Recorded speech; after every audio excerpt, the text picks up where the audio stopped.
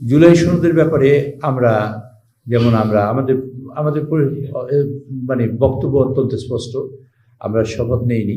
আমরা শপথ নিই কারণ এটা সংবিধানে নেই, সেই জন্য সংবিধানে ইনকর্পোরেট করার পরে তখন পরবর্তী পরিস্থিতিতে আমরা সিদ্ধান্ত নেব। মানুষের ভোটের অধিকার প্রতিষ্ঠা, ভাতের অধিকার প্রতিষ্ঠা করা, গণতন্ত্রকে সুসংহত করা, অর্থনৈতিকভাবে স্বাবলম্বী করা এবং গণতান্ত্রিক মূল্যবোধ প্রতিষ্ঠা করা এবং আমাদের মাননীয় প্রধানমন্ত্রী যে দীর্ঘ রাজনৈতিক সংগ্রাম ও ত্যাগ স্বীকার করেছেন তারই ধারাবাহিকতার প্রতিফলন হচ্ছে আজকের এই জাতীয় সংসদ। জাতীয় সংসদ কেবল একটি সাংবিধানিক প্রতিষ্ঠান নয়, এটি বাংলাদেশের মানুষের অধিকার, মর্যাদা ও গণতান্ত্রিক আকাঙ্ক্ষার প্রতীক। এটি স্বাধীনতা, সার্বভৌমত্বের প্রতীক। জনগণের আশা আকাঙ্ক্ষা, আস্থা ও প্রত্যাশার প্রতিফলন ঘটিয়ে আগামীকাল থেকে জাতীয় সংসদের নতুন অধিবেশন শুরু হতে যাচ্ছে। এই গুরুত্বপূর্ণ মুহূর্তে আমরা দেশবাসীর কাছে দোয়া ও সমর্থন কামনা করছি। সেই সাথে আপনাদের সকলের কাছে দোয়া এবং সমর্থন প্রত্যাশা করি। আগামীকাল যে সংসদ অধিবেশন শুরু হবে সেটি হবে জনগণের সংসদ, জনগণের কাঙ্ক্ষিত, জনগণের প্রচেষ্টায়, জনগণের পরিশ্রমের ফসল এবং গত যে 16 তারিখ 12 তারিখে যে নির্বাচন হয়েছে সেই নির্বাচনে যে তারা ভোট দিয়ে এই জনগণের সংসদ প্রতিষ্ঠা করে দেশের মানুষের অধিকার, আশা এবং তাদের স্বপ্নের প্রতিনিধিত্বকারী এই সর্বোচ্চ গণতান্ত্রিক প্রতিষ্ঠা। আমাদের লক্ষ্য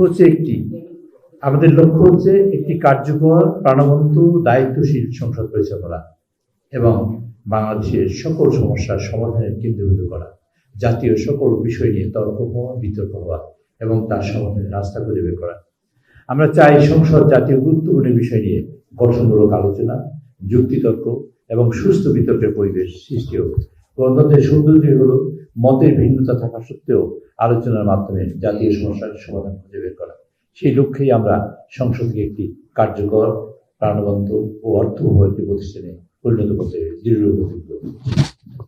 এই প্রেক্ষাপটে আমরা দেশের জনগণের অকুণ্ঠ সমর্থন কামনা করছি।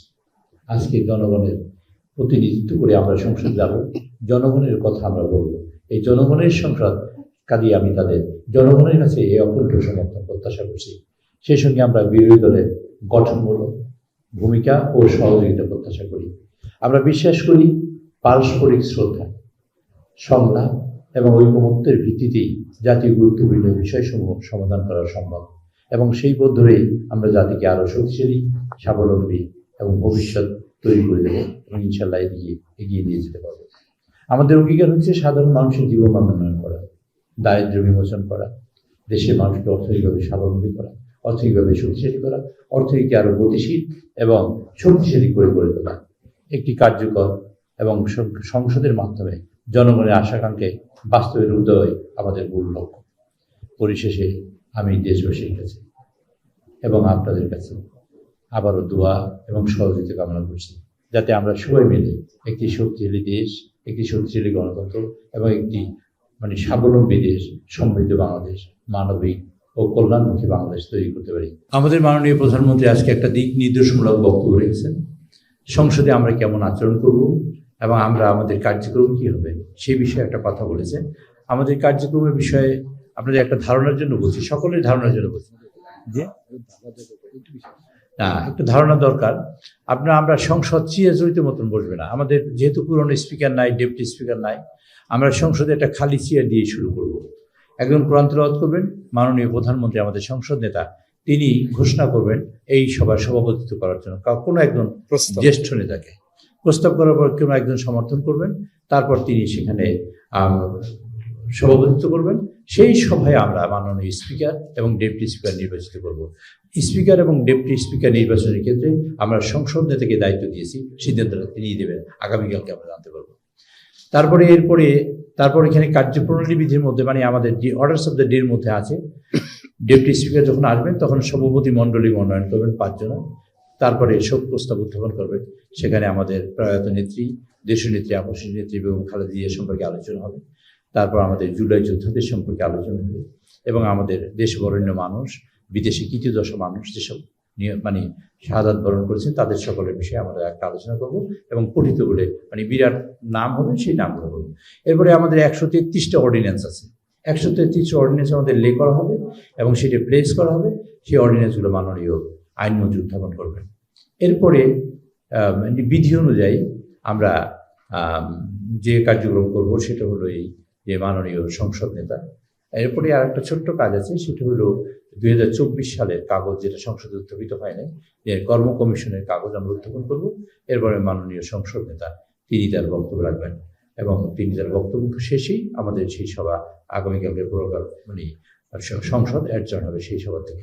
এর মাঝখানে ছোট্ট একটা কাজ করবো, দুটো জরুরি গুরুত্বপূর্ণ, 3টা 5টা আছে, আমরা 2টা বা 3টা করার চেষ্টা করবো। সেটা আমাদের কমিটি, যেমন বিজনেস অ্যাডভাইজারি কমিটি আমরা করবো, তারপর বিশেষ কমিটি করবো, অ্যাটলিস্ট এই 2টো করবো, আরও 3টা committee, privilege committee, house committee, সংসদীয় কমিটি, এগুলো আমরা কালকেই চেষ্টা করবো। যদি না পারি আমরা পরবর্তী দিনে করবো। আমরা আমাদের মাননীয় প্রধানমন্ত্রী অত্যন্ত উদারতা দেখিয়ে তিনি এই প্রস্তাবটা দিয়েছিলেন।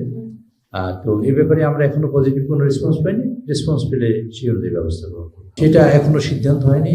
আমাদের সংসদের উচ্চ পর্যায়ের নেতৃবৃন্দ এবং আমাদের মাননীয় নেতা তিনি সিদ্ধান্ত নেবেন সংসদের মনে থেকে, মানে হবে কি হবে। আমরা সিদ্ধান্ত দিয়েছি সংসদে, আমাদের সংসদীয় দল সিদ্ধান্ত দিয়েছে মাননীয় নেতা স্পিকার এবং ডেপুটি স্পিকার নির্বাচন নির্ধারিত করবেন এবং এটাকে আগামীকালকে আমরা জানতে পারব।